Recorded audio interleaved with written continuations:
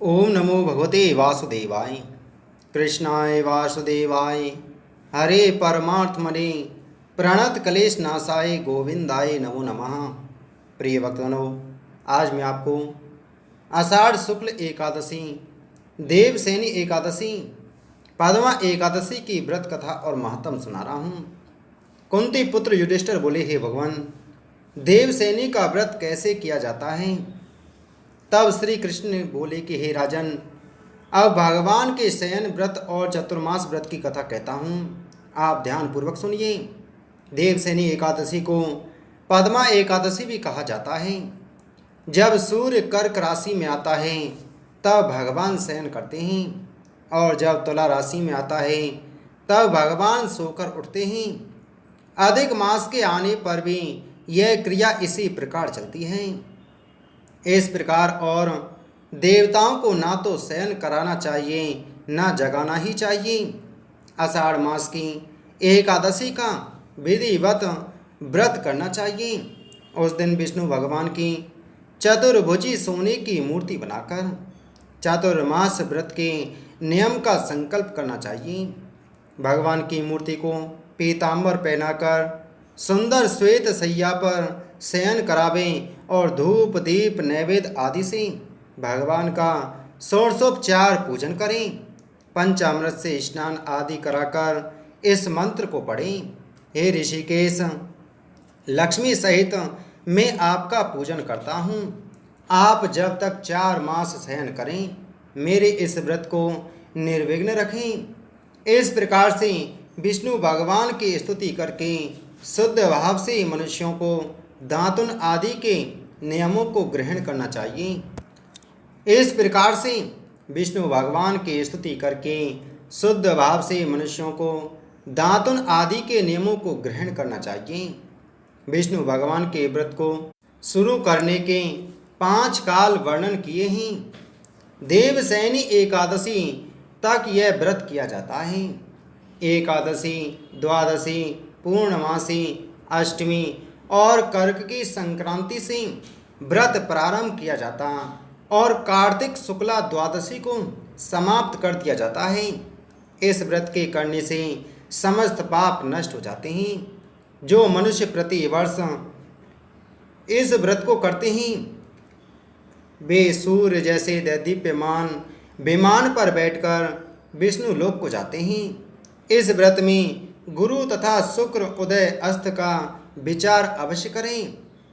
यदि सूर्य धन राशि में अंश में भी आ गया तो यह स्थिति पूर्ण समझी जाती है। जो स्त्री या पुरुष पवित्र होकर शुद्धता पूर्वक इस व्रत को करते हैं, वह सब पापों से छूट जाते हैं। बिना संक्रांति का मास मल मास देवता और पितृ कर्मों से वर्जित है। अब इसका अलग अलग फल सुनो। जो मनुष्य प्रतिदिन मंदिर में झाड़ू देते हैं, जल से धोते हैं, गोबर से लेपते हैं, मंदिरों में रंग करते हैं, उनको 7 जन्म तक ब्राह्मण की योनि मिलती है। जो मनुष्य चातुर्मास में भगवान को दूध, दही, घी, शहद और मिश्री आदि से स्नान कराते हैं तथा ब्राह्मणों को भूमि, स्वर्ण आदि दान देते हैं, वे वैभवशाली होकर सुख भोगते हैं। जो विष्णु भगवान की सोने की प्रतिमा बनाकर धूप दीप नैवेद्य और पुष्प आदि से भगवान का पूजन करता है, वह इंद्रलोक में जाकर अक्षय सुख भोगता है। जो तुलसी से भगवान का पूजन करते हैं या स्वर्ग की तुलसी ब्राह्मणों को दान देते हैं, जो मनुष्य भगवान का धूप दीप और गुग्गल से पूजन करते हैं, उनको अनेक प्रकार की संपत्ति मिलती है। जो मनुष्य चतुर्मास में पीपल के वृक्ष तथा भगवान विष्णु की परिक्रमा और पूजा करते हैं, उनको विष्णु लोक की प्राप्ति होती है। जो संध्या समय देवताओं व ब्राह्मणों को दीपदान तथा हवन करते हैं, वे सुंदर विमान में बैठकर अप्सराओं से सेवित होते हैं। जो भगवान का चरणामृत लेते हैं, वे आवागमन से मुक्त हो जाते हैं। जो नित्य प्रति तीनों समय मंदिर में 108 बार गायत्री मंत्र का जप करते हैं, वे पापों में लिप्त नहीं होते हैं। शास्त्र की पुस्तक दान दी जाती है।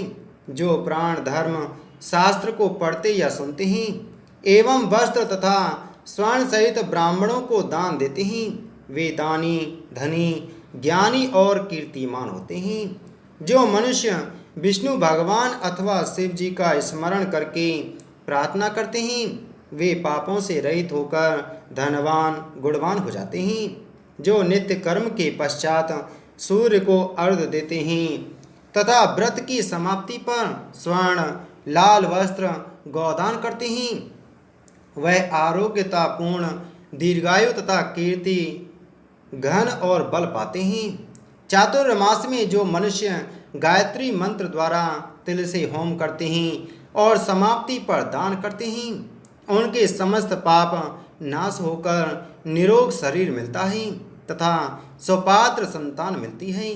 जो मनुष्य अन्न से हवन करते हैं और समाप्त हो जाने पर घी, घड़ा और वस्त्रों का दान करते हैं वे ऐश्वर्यशाली होकर ब्रह्मा के समान भोग भोगते हैं और उनके शत्रुओं का नाश हो जाता है। जो पीपल का पूजन करते हैं तथा अंत में स्वर्ण सहित वस्त्रों का दान करते हैं वे सब पापों से छूटकर भगवान के भक्त हो जाते हैं। जो मनुष्य तुलसी जी धारण करते हैं तथा अंत में भगवान विष्णु के निमित्त ब्राह्मणों को दान करते हैं वे विष्णु लोक को प्राप्त होते हैं। जो मनुष्य चातुर्मास व्रत में भगवान के शयन के उपरांत उनके मस्तक पर नित्य प्रति दुर्वा चढ़ाते हैं और अंत में स्वर्ण की दुर्वा का दान करते हैं वे भी वैकुंठ लोक को जाते हैं। और जो दान करते हुए इस प्रकार स्तुति करते हैं कि हे दुर्वे, जिस भांति पृथ्वी पर शाखाओं सहित तुम फैली हुई हो उसी प्रकार मुझे अजर अमर संतान दो। इस प्रकार स्तुति करके सोने की दुर्वा ब्राह्मण को दान कर दे। ऐसा करने वाले मनुष्य सब पापों से छूट जाते हैं और अंत में उनको स्वर्गलोक की प्राप्ति हो जाती है। जो भगवान विष्णु और शिव के मंदिर में जाकर रात्रि जागरण व गान करते हैं वे भी स्वर्ग को प्राप्त होते हैं। जो चातुर्मास व्रत में उत्तम ध्वनि वाला घंटा दान करते हैं उनको यह प्रार्थना करनी चाहिए, हे भगवान, हे जगतपति, आप पापों का नाश करने वाले हैं। आप मेरे करने योग्य कर्मों को तथा ना करने योग्य कर्मों के करने से जो पाप उत्पन्न हुए थे उनको नष्ट करिए। व्रत की समाप्ति पर जो गायों का एक ही कपिला गोदान करके वस्त्र दान करते हैं अथवा जो नित्य प्रति ब्राह्मणों को नमस्कार करते हैं वे धनी होते हैं, उनका जीवन सफल हो जाता है, साथ ही समस्त पापों से छूट जाते हैं। चातुर्मास में जो ब्राह्मणों को भोजन कराते हैं उनकी आयु तथा लक्ष्मी की वृद्धि होती है। जो मनुष्य स्वर्ण का सूर्य बनाकर ब्राह्मण को दान देते हैं उसका फल 100 यज्ञों के समान होता है। जो शिव जी की प्रसन्नता के लिए चांदी या तांबा दान करते हैं उनको पुत्र की प्राप्ति होती है। जो शहद युक्त तांबे के पात्र में गुड़ भरकर और शयन होने पर तिल, सोना और जूते का दान करते हैं, अन्न वस्त्र का दान देते हैं, वे अक्षय सुख को प्राप्त करके लक्ष्मीवान होते हैं। जो वर्षा ऋतु में गोपी चंदन दान करते हैं वे भोग और मोक्ष को प्राप्त होते हैं। जो सूर्य और गणेश जी का पूजन करते हैं वे उत्तम गति को प्राप्त होते हैं। जो चातुर्मास में भगवान का हवन करते हैं और शक्कर दान करते हैं साथ ही उद्यापन करते हैं उनके सब पाप नष्ट हो जाते हैं और उनको कीर्तिमान पुत्र की प्राप्ति होती है। उद्यापन की विधि यह है, 4 फल या 8 फल वाले तांबे के 8 पात्र और 48 फल के एक तांबे के पात्र में शक्कर भरकर वस्त्र, फल, दक्षिणा सहित ब्राह्मण को दान करें। हे कुंती पुत्र, चातुर्मास व्रत करने वाला मनुष्य गंधर्व विद्या में निपुण और स्त्रियों का परम प्रिय होता है।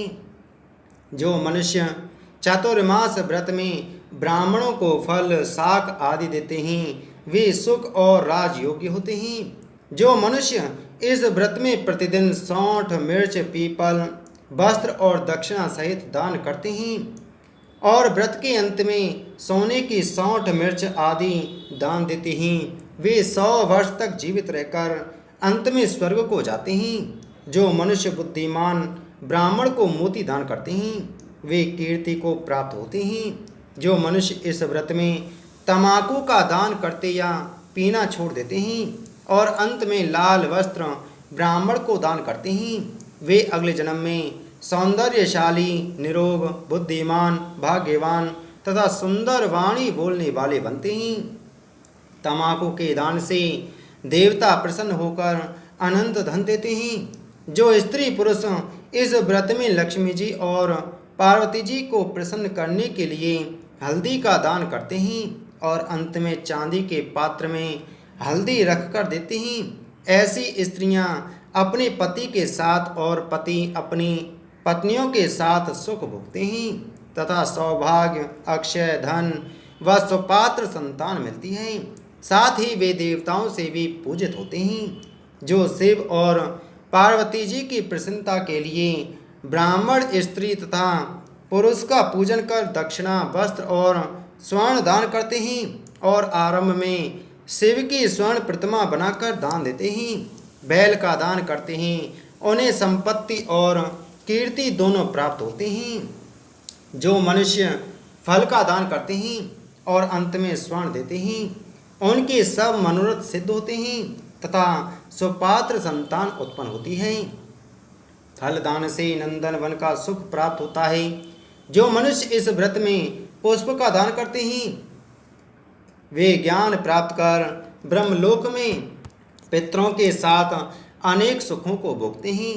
जो मनुष्य चतुर्मास में प्रजापत्य व्रत करते हैं और उसकी समाप्ति पर गोदान और ब्राह्मणों को भोजन कराते हैं वे सब पापों से मुक्त होकर ब्रह्मलोक को जाते हैं।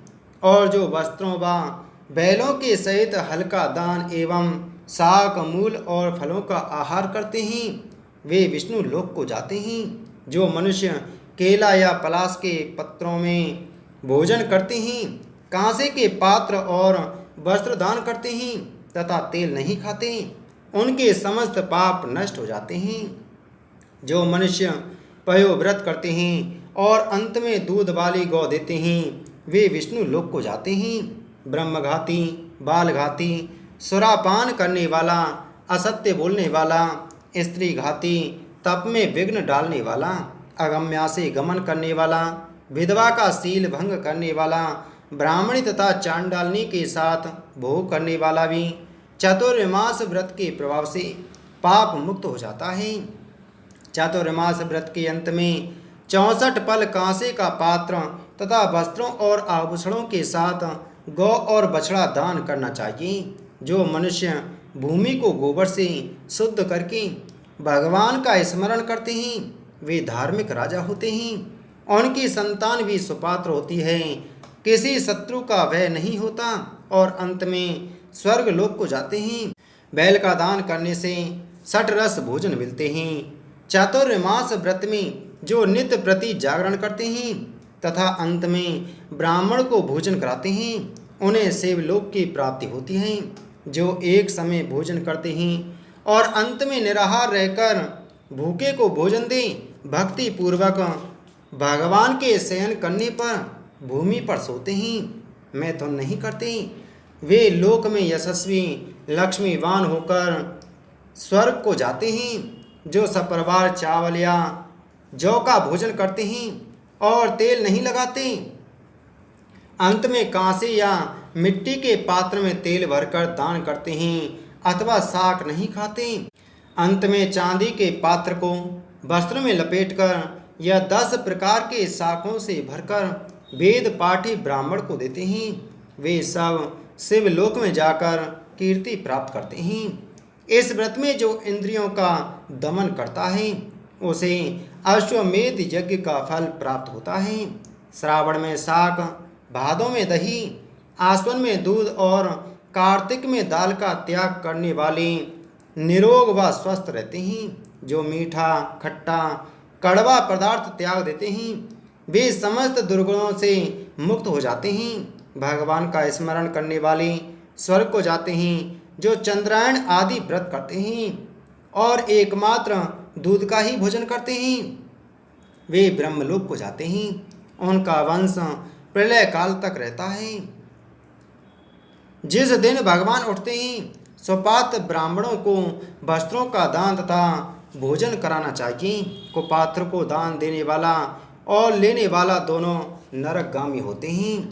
धर्मराज युधिष्ठिर बोले कि हे भगवान, आपने देवसेनी एकादशी का महात्म और विधि तो मुझे समझा दी, अब इसकी कथा का विस्तार पूर्वक वर्णन कीजिए। भगवान श्री कृष्ण बोले कि हे युधिष्ठिर, देवसेनी एकादशी, जिसे पद्मा एकादशी भी कहा जाता है, यही प्रश्न एक समय नारद जी ने ब्रह्मा जी से किया था। तब ब्रह्मा जी ने उत्तर दिया कि हे नारद, तुमने कलयुगी जीवों के उद्धार के लिए बहुत उत्तम प्रश्न किया है, क्योंकि एकादशी व्रत सब व्रतों में श्रेष्ठ है। इस व्रत से समस्त पाप नष्ट हो जाते हैं और जो आदमी इस व्रत को नहीं करते वे नरकगामी होते हैं।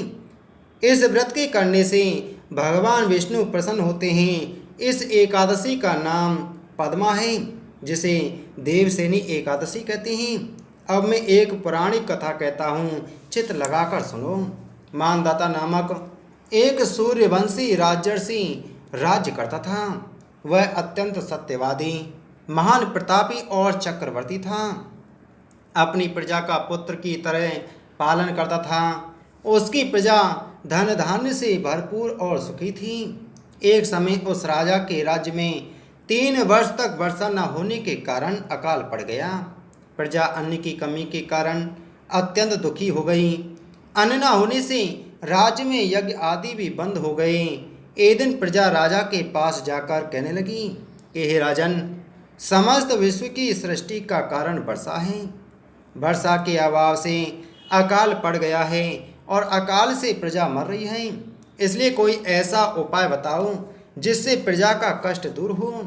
राजा मानदाता कहने लगा कि आप लोग ठीक कह रहे हैं, वर्षा से ही अन्न उत्पन्न होता है और आप लोग वर्षा न होने से अत्यंत दुखी हैं। मैं आप लोगों के दुखों को समझता हूँ। ऐसा कहकर राजा कुछ सेना साथ लेकर वन की तरफ चल दिया। वह अनेक ऋषियों के आश्रम में भ्रमण करता हुआ अंत में ब्रह्मा के पुत्र अंगिरा ऋषि के आश्रम में पहुंचा। वहाँ राजा ने घोड़े से उतरकर अंगिरा ऋषि को प्रणाम किया। मुनि ने राजा को आशीर्वाद देकर कुशल क्षेम के पश्चात उससे आश्रम में आने का कारण पूछा। राजा ने हाथ जोड़कर विनीत भाव से कहा कि हे भगवान, सब प्रकार से धर्म पालन करने पर भी मेरे राज्य में अकाल पड़ गया। इससे प्रजा अत्यंत दुखी है। राजा के प्रभाव से ही प्रजा को कष्ट मिलता है, ऐसा शास्त्रों ने कहा है। जब मैं धर्मानुसार राज्य करता हूँ तो मेरे राज्य में अकाल कैसे पड़ गया? आपके पास इसी संदेह को निवृत्त करने के लिए आया हूँ। कृपा करके मेरे संदेह का निवारण कीजिए, साथ ही प्रजा के कष्ट को दूर करने का कोई उपाय बतलाइए। इतनी बात सुनकर ऋषि कहने लगे कि राजन, यह सतयुग सब युगों में उत्तम है। इसमें धर्म के चारों चरण सम्मिलित हैं, अर्थात इस युग में धर्म की सबसे अधिक उन्नति है। लोग ब्रह्म की उपासना करते हैं और ब्राह्मणों को ही केवल वेद पढ़ने तथा तप करने का अधिकार है। परंतु आपके राज्य में एक शूद्र तपस्या कर रहा है। इसी दोष के कारण आपके राज्य में वर्षा नहीं हो रही है। इसलिए यदि आप प्रजा का भला चाहते हो तो उस शूद्र का वध कर दो। इस पर राजा कहने लगा, महाराज, मैं उस निरपराध तपस्या करने वाले शूद्र को किस तरह मार सकता हूँ? आप इस दोष से छूटने का कोई और उपाय बताइए। तब ऋषि कहने लगे कि हे राजन, यदि तुम अन्य उपाय जानना चाहते हो तो सुनो। आषाढ़ मास के शुक्ल पक्ष की पद्मा नाम की एकादशी, जिसे देवसेनी एकादशी भी कहा जाता है, का विधि पूर्वक व्रत करो। व्रत के प्रभाव से तुम्हारे राज्य में वर्षा होगी और प्रजा सुख पावेगी। इस एकादशी का व्रत सब सिद्धियों को देने वाला तथा उपद्रवों को शांत करने वाला है। अतएव प्रजा, सेवक तथा मंत्रियों सहित तुम इस व्रत को करो। मुनि के वचन सुनकर राजा ने अपने नगर वापस आकर विधि पूर्वक पद्मा एकादशी का व्रत किया। उस व्रत के प्रभाव से वर्षा हुई और प्रजा को सुख पहुंचा। अतः इस मास की एकादशी का व्रत सब मनुष्यों को करना चाहिए। यह व्रत इस लोक में भोग और परलोक में मुक्ति का देने वाला है। इसकी कथा के पढ़ने व सुनने मात्र से मनुष्य के समस्त पाप नष्ट हो जाते हैं। बोलो एकादशी महात्म की जय। बोलो विष्णु भगवान की जय।